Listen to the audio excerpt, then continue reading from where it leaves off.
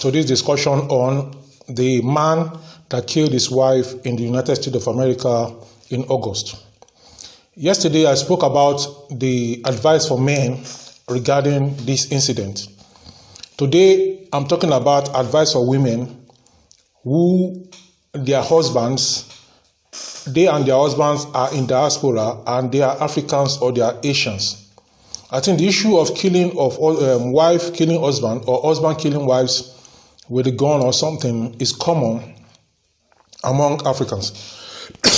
Therefore, my advice today is to the African women. Other women of other continents or other places can also take advice from here. Number one, in this particular case whereby the man killed his wife, we're told that the man sponsored the wife abroad from Africa, precisely Nigeria, and he sponsored her to USA with her children. When she got abroad, she began to do better than him.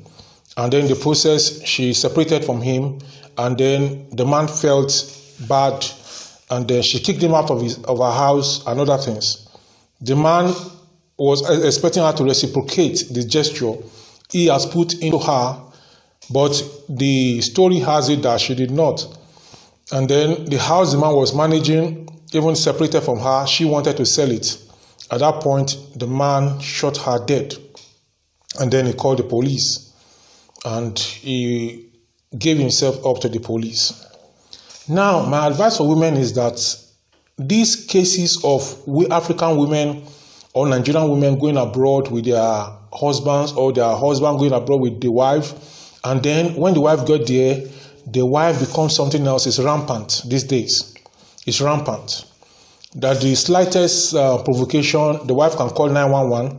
And when 911 comes, and they take the man away before anything. And then whatever the woman say, the man begin to look because maybe we have no evidence. Therefore, my advice today is for the women. Number one, the man, you have children for the man.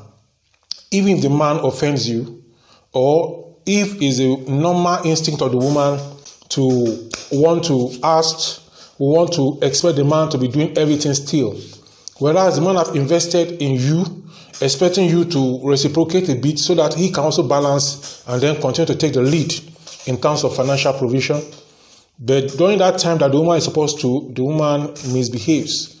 I want to plead with women that there are times that men love investing in their wives or in their women.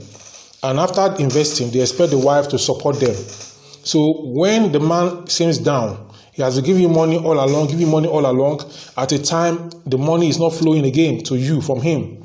At that time, try to understand with him and try to support him until he's able to balance up again, and then things continue. You see, when you support him that way, number one, the man is going to trust you. Number two, the man is going to love you more. Number three, the man is going to give you much more than he has been giving you before. That is one. There are instances of women, they take their husband to court and seek for divorce. And when you divorce abroad, property of the man is divided into two. And you know the man has some properties, and maybe even after dividing the property into two, one for the woman, one side to the man is still expected to provide for the children if they are below 18 or below 21, or if they're in college or something like that. Now, you see, I am aware that many men are abroad that are under this and are going through a kind of hell because of this kind of scenario where there's a divorce. The woman have already taken half of what he has. Then, instead of the woman to support him to raise the children in terms of finance, the man now is required legally to provide for the children, and if he does not, some support will be taken away from him, some rights will be taken away from him. Women, why can't you support your husband? Even if you have offended you, why can't you just bear the offense for the sake of love, for the sake of old times, for the sake of your children? Why can't you just overlook? Why can't you just, you offended me. Yes, I ought to take him to court. Yes, I ought to do everything. But for the sake of old times, you forgive and you forget, and then you move on with your life. You see, many people that advise women out there that tell them that, women masculine something, women feminine emasculation, feminine freedom or whatever. I was watching one on TV recently, and then she was advising that when your husband does this to you, you have the right. If your husband beats you, you should bring him to them. There's punishment for it. There's this thing. Now your husband, and I was looking at her, and I was telling my wife that this woman, if her husband does all this to her, she will not report her husband. But here she is, advocating that other women should take up their husband and do every other thing and bring the case of their husbands to them. Many things go on in many homes. If you see a home that is good and very fine, they are constantly forgiving themselves. Women, especially in diaspora, forgive your husbands. If he have erred, maybe erred recently, erred in the past, or currently erring. If you can forgive him, you are going to fall. A lot of things. So forgiveness is what I want to plead with my advice to women. Forgive your husbands. Don't take your husbands up at the flimsiest excuse, seeking for divorce and being angry. And women has a kind of short fuse in their system. When anything happens, they want to react. That's why when you buy something for a woman now, she'll be happy as if you are the one that been buying things from her all along. The same thing, if you offend a woman now, she will be very sad as if she should find something to do to you, and then the next minute, she may regret her action. Women, know yourselves. Know who you are. You have short fuse. Simple thing can make you sad. Simple thing can make you happy. Based on this, make sure that when something wants to make you angry, you cool down, because you may regret your action later.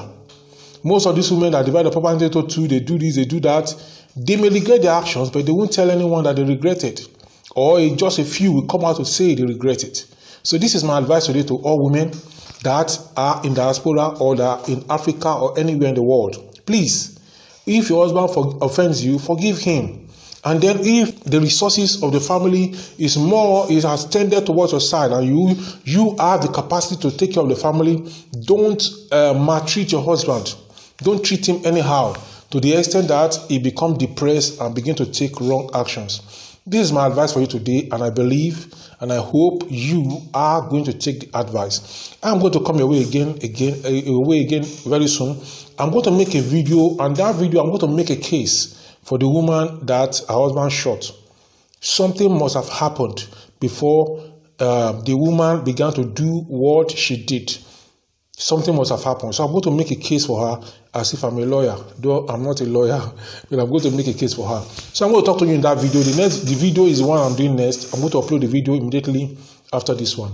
Talk to you soon. Bye for now.